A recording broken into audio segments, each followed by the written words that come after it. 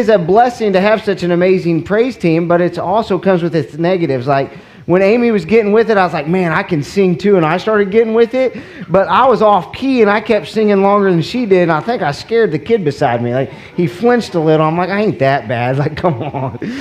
But no, seriously, we are so blessed to have such an amazing worship team. I'll tell you, we want to be more than just a place you come on Sunday. Like, we want to be a place that you feel that you can belong, a place that you can connect. And so if you have a bulletin with you, there's a little QR code. If you point your camera at that and scan it, it's going to take you to this little form. You fill that out, it's going to go straight to my inbox. And I'm going to reach out to you this week if you have any questions or anything. Or maybe you're looking for a church home and you just say, man, I want to know more about what they believe. I'd love to answer those questions. Maybe you just want to take me out to lunch. I'm fine with that too. Like it is no big deal to me. Whatever you need. I like chicken wings, so we'll be good to go. But in all seriousness, I'm Travis. I'm the pastor here. We are blessed to be able to gather today. We've been in this first Thessalonians series looking at what it looks like to be a healthy church. We believe we are a healthy church, but in order to stay a healthy church, we've got to know what qualifies that to be. We want to have a target in mind, and so we're going to talk about today being in an effective church in a tough world. And it probably goes without saying, this world is tough. Like, if you're a believer and you want to live your life for Jesus, it's a tough place to do that. I was talking to a college girl the other day. She's first year freshman in college, and she just said, it is so hard to live for the Lord in college. She said, I didn't realize how many temptations there would be. Now, in my head, I thought, welcome to the adult life. Like, they just keep coming full speed. When you get freedom, what you realize is that that's a lot of freedom to choose the wrong stuff. And as a church, we want to be effective in this tough world. Now, I was thinking about being effective. There's some things I'm really effective at, and there's some things I'm really inefficient at. And we've been doing this building project, or this children's expansion, and I've been trying to be as helpful as I can be. Why are you laughing? I ain't even told you the problem yet. She can just tell I'm not helpful. I'm not. Like, I know nothing about construction stuff. Like, they're talking about a Brad Neller. I'm like, why can't we just use Keith's Neller? Why is it got to be Brad's? Like, can't we, like, what's the problem? Who's this? But seriously, like, I'm not, but I try to be. And so Keith was trying to be effective the other day. And he was working in the bathroom. Now, I think two things about this. One, he thinks he's more effective if I'm not around. So he sends me to do jobs in other rooms. And he broke this sink in here. It drains into a 5-gallon container, then it pumps it out because there's no floor drain. And it drains in there. And he's blaming me for running stuff down the sink I can't and yelling at me and being mean. And he says, you've got to fix it so I can keep working. No problem. So I had to get help. And so I get Braden. Do you have that picture? This is what happened. That little black tank under there is what holds the water, and then it pumps out. And we get it all taken apart. You can see there's still some screws there in the picture because who knows. You know how it is. If you're working on something and you have screws left over, you did it right. And we were super excited. We thought we'd done it right. And it powers on and it shoots 5 gallons of water onto the floor. Well, this is what happened is there's 2 holes. And I didn't know which one the pump went in and so I just put it in and I'm looking at Braden. I said, this makes no sense, but let's do it. And sure enough, it was the wrong way. And what Keith sought to be an effective way to do something ended up being a lot less effective than he thought. Now, he made me fix it. He didn't come in. He literally came in, shook his head, looked up to the sky, said, Lord, help these guys, and walked out.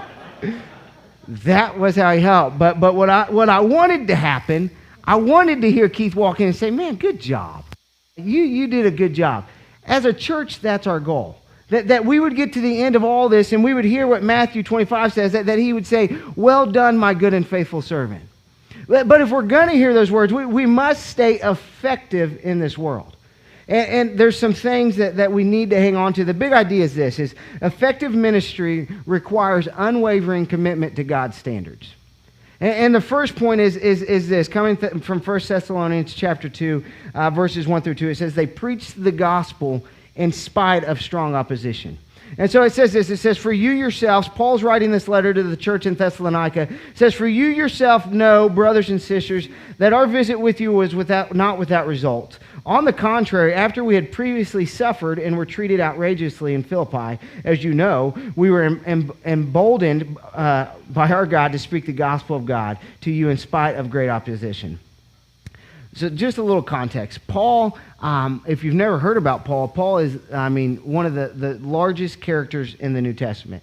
He was a murderer who was seeking to stomp out the movement of Jesus Christ. And so he had gotten a letter that gave him permission to go and kill Christians. And so he's going with this letter, and he has an encounter with God on the Damascus Road, and he's saved. And from there, he became the prosecutor to someone who went and started to live on mission for God and started to plant churches. And so he had 3 missionary journeys, and the one we're reading about is his second journey. And he went to a town called Philippi before he planted the church in Thessalonica. Now, in Philippi, Paul and these guys, they're walking through, and they see this slave girl who has the spirit that it's a demonic spirit that allows her to tell the future. And her owners are using that to make a lot of money. And so she starts following Paul and the guys around, and they're saying that they know about the Messiah and saying it, and they end up getting annoyed with her, and they cast out the spirit. Well, the owners see it. Like, for the girl, that's a win. Like, she had a spirit that was living inside of her that was ungodly, and they cast it out, and she's made clean. But for the owner, they just lost out on their cash cow. Because she's been going around prophesying the future, and it's been coming true, and they've been getting rich. And so in Acts 16, it says that they were mad, and they get all the crowd riled up with them, so much so that they strip these guys of their clothes, beat them with rods, and throw them in prison. That's what happens in Philippi. After that happens, Paul then goes to Thessalonica. Now, you have to be thinking, if you're a logical person and you just got the snot beat out of you with some rods, and you go to the next town, you may want to have a different approach. You might want to change up the message a little, unless you just like getting beat around. Paul doesn't ever do that. Like Paul is so sold out for the gospel. In Corinthians, when we read about it, it says 5 times I received 40 lashes minus 1 from the Jews. 3 times I was beaten with rods. Once I received a stoning. 3 times I was shipwrecked. I have spent night and day in the open sea. On frequent journeys I faced dangers from rivers, dangers from robbers, dangers from my own people, dangers from Gentiles, dangers from the city, dangers from the wilderness, and dangers at sea, and dangers amongst false brothers.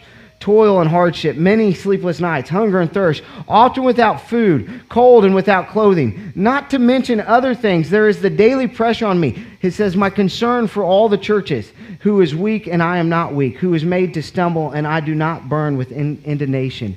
And so Paul is this guy that's been through the ringer in every sense. And so he shows up to Thessalonica, and he writes verse 2, or 1 and 2, and he says, you know, brothers and sisters, like, know when I showed up how I did ministry. You know that the way that I did ministry, that we saw results. You know, there's some things we do in life and there's no results. They're ineffective. They're inefficient. Like, there's things that we try and we need to be willing to say, hey, let's not keep doing that. It's not working. There's that saying, like, why do you continue to run your head into the wall and expect a different result? Like sometimes as churches, we get in this rut and we're like, we'll just keep kicking the same can and eventually it's going to change. Paul says that ministry should be effective. And so he says, on the contrary, he says, after we previously suffered with all that in mind at Philippi, we showed up to you. We were treated outrageously, and we were emboldened by our God to speak the gospel of God. And so he's remembering all this. And he says, I still dared to tell you the truth. I dared to speak the gospel of Jesus under extreme persecution. Knowing what could happen, Paul shows up and he says, the thing I've got to hold on to is the gospel of Jesus Christ. You know, Satan's looking to snuff out effective ministries.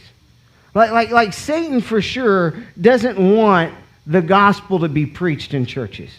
So much so that I believe that if you'll move from the gospel a little bit and you'll start to tickle ears, you can build a church about 10 times faster. We see it all the time in televangelists. They fill football stadiums, they sell out arenas, and they move the gospel to be something different. But I also think that if you hold on to the gospel, that God says that I'll call people to me where my word is lifted up.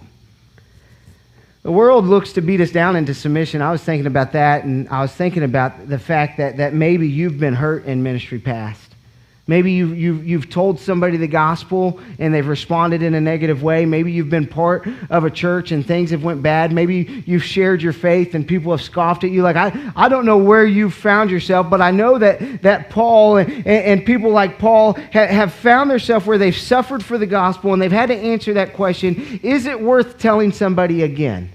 Is it worth opening up? And so he says, we suffered, but we kept pushing in great opposition. In spite of it. This word he uses, opposition, is the idea of an athlete that's having to push on at the end of a race. I don't race. I mean, I'm not good at racing, I should say. But you know that last part of the race.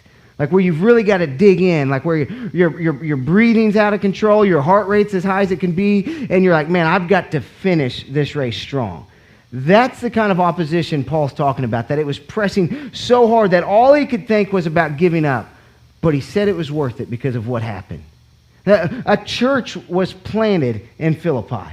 A church was planted in Thessalonica. So Paul says that even though the world pushes against, we need to press on because we've got the gospel. We've got the answer that the world needs to tell. So he says, with the help of God, we dared to tell God's gospel.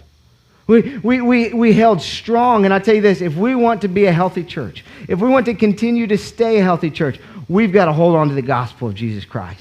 We've got to be willing to not move. John says this in chapter 12, verse 32. He says, if I'm lifted up, this is Jesus talking, if I'm lifted up on the earth, I will draw all people to myself. Which means we've got to stand for the truth. We want to be effective in doing ministry. We've got to make the gospel a top priority in everything that we do. It means it's got to be about Him, never about us. It means we've got to preach Jesus. We've got to sing Jesus. We've got to teach Jesus. We've got to do like that old DC Talk song, and we've got to be Jesus freaks so that the community would see the gospel of Jesus shine through. Some of you guys are too young. You don't even know who DC Talk is. That's fine. Just Google DC Talk, Jesus freaks, and you'll know then. And Paul says every step of the way that we went, we did it with integrity. He goes on in verse 3 and 4, he says, for our exhortation didn't come from error or impurity or an intent to deceive. Instead, just as we have been approved by God to be entrusted with the gospel, so we speak, not to please the Lord, but rather God, who examines our heart. An effective church must have pure motives. No selfishness. No hidden agendas. No impurities can be found. The word Paul uses for impure is a word that refers to uncleanliness, which is usually used when it talks about sexual impurity.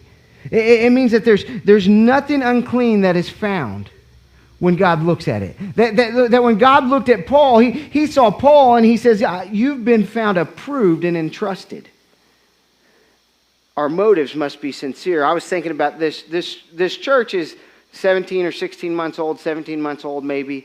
But as far as this church being its own church, we're in our second month. This would be where it started our third month.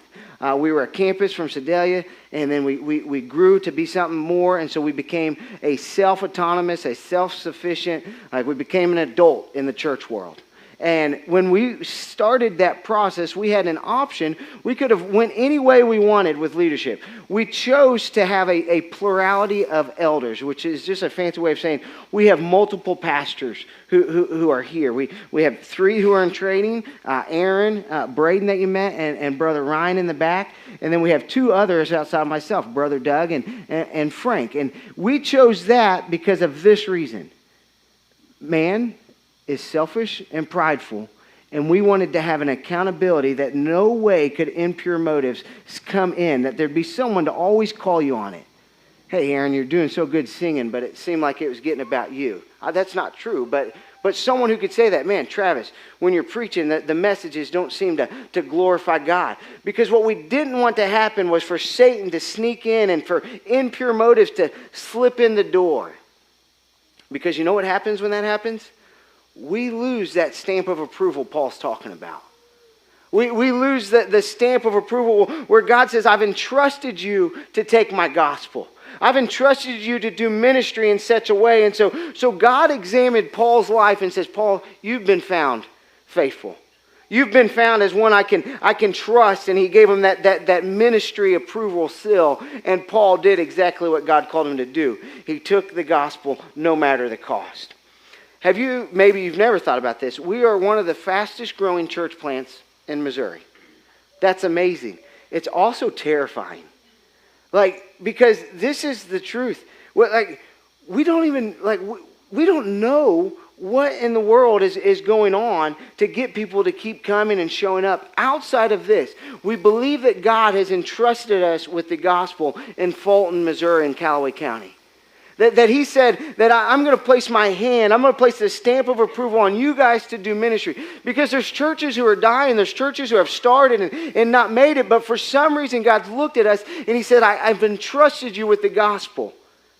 Which means for us, we've got to say, God, I'm going to try to stay as faithful and pure as I can. We're in a sweet season, I think. A sweet season where every week we get to meet new people. Every week we get to share the gospel with people. Every week we get to do the ministry that God's called us to do. But we've got to be faithful to test our own hearts. Hebrews 4:13 says, no creature is hidden from him, but all things are naked and exposed to the eyes of him, to whom we must give an account.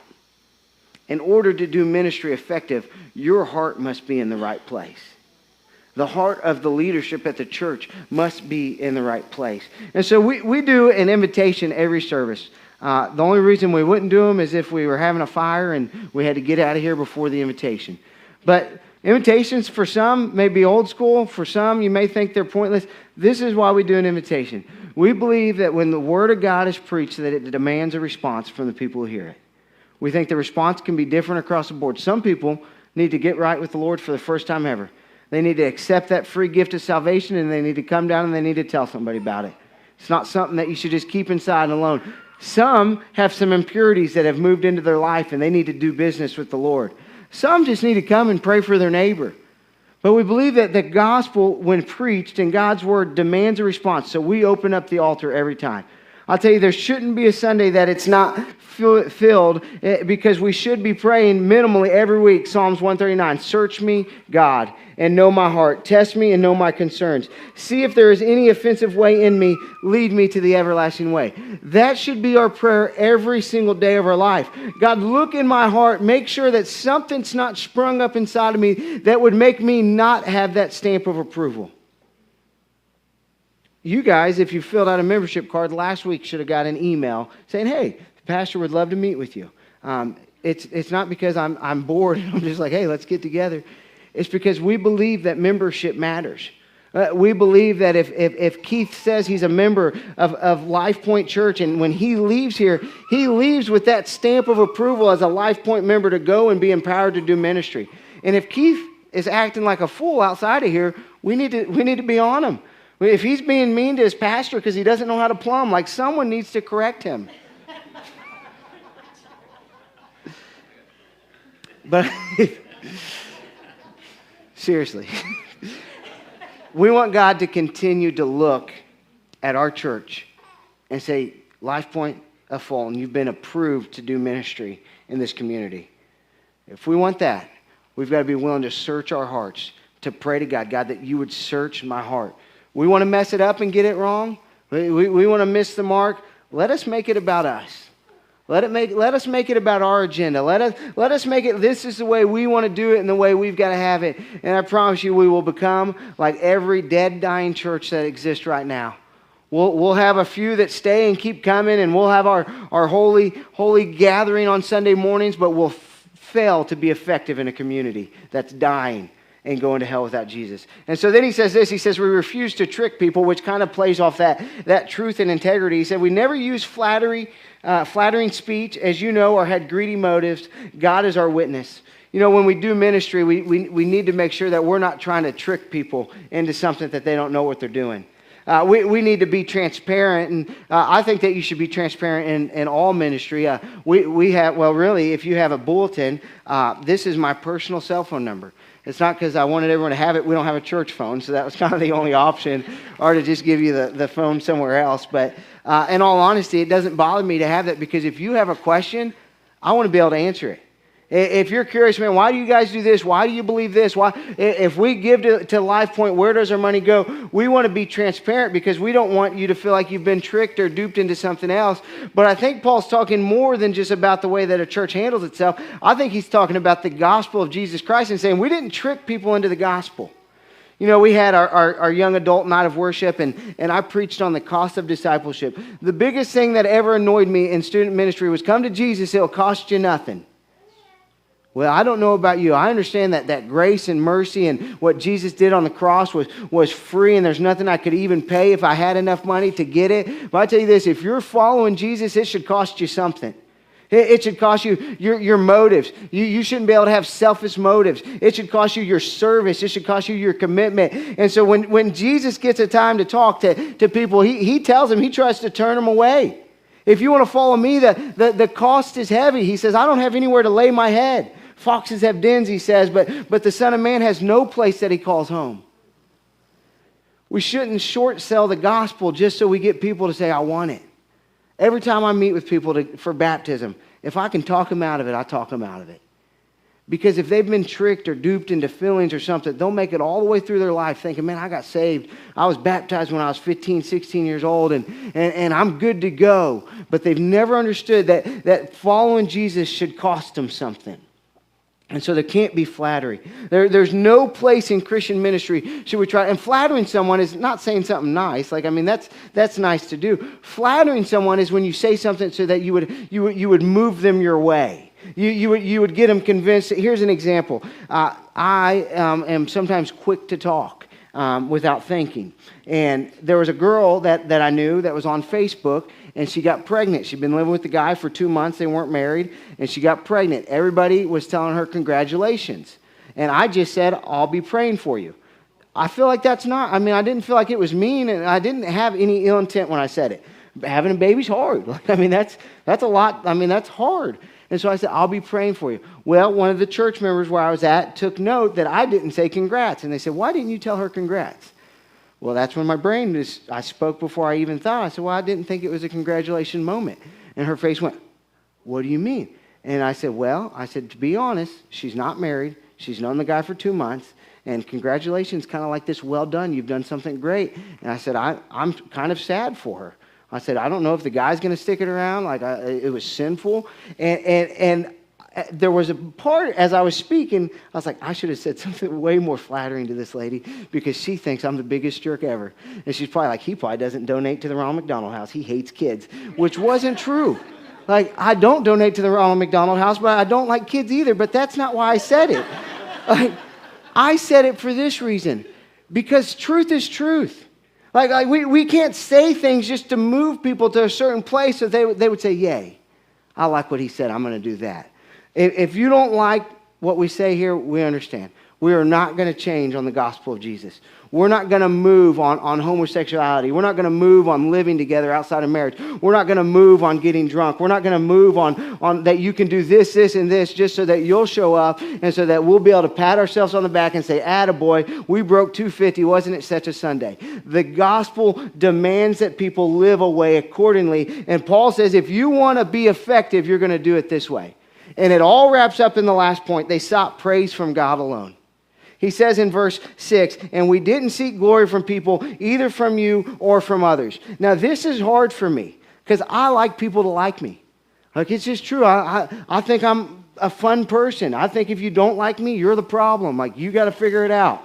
I don't know why you're laughing, gal. If you don't like me, you're the problem. No, but seriously, like I really do want to be liked, but God's word is very clear. We don't do things so that man would say, good job. We do say, so God would say, well done, my good and faithful servant. Which means when it comes to truth and things in the gospel, as pastors and as believers, we can't give a rip what the world thinks. We've got to say, I'm doing this so that God would say, well done. I'm doing this so that people would say, man, God was glorified. His word was preached. And sadly, not every ministry is this way. This is not, I'm not prophetic by no means. This is what's going to happen in the next 3 to 5 years of the existence of Life Point Church. Satan is going to press in as hard as he can to the leadership and see if he can break us. He'll do it through sexual sin. He'll do it through disunity. He'll do it through hidden agendas. He'll do it through all those things. And if that doesn't work, then he's going to press in on the membership. He's going to say, man, can I get someone not to like this carpet? Can I get someone to think and seriously, it's crazy. Aaron, can we get people, we need to do music this way and we need to do things this way. And he'll start to press in. If he can get a 10 to 15 members that are just upset, and he can start to cause disunity. He can start to tear down what's God doing. And if that doesn't happen, what he'll do is he'll start to pop up false gospels. And they'll start to try to infiltrate the church. They'll start to infiltrate the community. And the truth is this, they're everywhere already. You can go to Columbia right now, and you can go to pro-affirming homosexual churches that say they're preaching the gospel of Jesus. And they've bent a knee. They used to be faithful gospel-preaching churches, and they bent a knee so that man would say, okay, well done. And they've missed that. So a man-pleaser refuses to speak hard truth. But a God-pleaser will say what people need to hear. Man-pleasers say what people want to hear, and God-pleasers say what they need to hear. A man-pleaser flip-flops on crucial issues, but a God-pleaser is consistent all the time. A man-pleaser is obedient when convenient, and a God-pleaser is convenient even when it hurts, or obedient even when it hurts. Man-pleaser tells the truth most of the time, and a God-pleaser tells the truth all the time. I'll invite the praise team up, and we do this next step here. Here's the next step. To one, ask yourself, what does God think of the ministry I do? But to examine your life. To pray that prayer, and only pray it if you mean it. Don't pray it if you don't, but to pray that prayer in Psalms 139. Search me, God, and know my heart. Test me and know my concerns. See if there is any offensive way in me, and lead me in the everlasting life, or everlasting way. And if you pray that and God starts to show you things in your life, be willing to deal with them. Be willing to say, God, I want you to look at me, and I want to have that stamp of approval in my life that you would say, man, you've been entrusted with the gospel. To do a truth survey of your own heart. Figure out where you're at. A little bit of a reflection. I wrote down, what message do you send? What motives do you have? What's your method? Like how are you living your life when you're not here? And to fix it if it's not right. And here's the truth. The gospel of Jesus will change lives like that. And if you're serious about wanting to see Fulton, Missouri and Callaway County change, you've got to be serious about the gospel of Jesus. I've got a letter that I actually threw away not too long ago. I was in my second year of preaching, and I got a letter written to me, and no one addressed it. That would have been great. But it said, "Dear Pastor, you don't have to preach about Jesus every Sunday." And I thought, that is the only thing we need to preach is Jesus. Because there's no hope for a lost and dying world other than the message of the cross of Jesus. And here's the story. He loves you so much so that you were a sinner and He died for you. That He lived a perfect life, left heaven and came and lived here so that you could have everlasting life. And you've got to trust Him. You've got to call out to Him. And it's true. It will cost you nothing in the moment to call out to Jesus and say, Lord, I want you to be my Savior. I want to quit living for myself, and I want to live for you, but I promise you every step of the way it's going to cost you something. But that's the only way not to spend all of eternity in hell, is trusting in Jesus Christ as your Lord and Savior. So we're going to do this invitation. I'd love to talk to you about Jesus. I'd love to talk to you about church membership. I'd love to talk to you about whatever is going on. Braden will be down here. If you don't want to talk to one of us guys, you can grab my wife Amanda by your hand. She'll talk to you. Let's do business with the Lord. Heavenly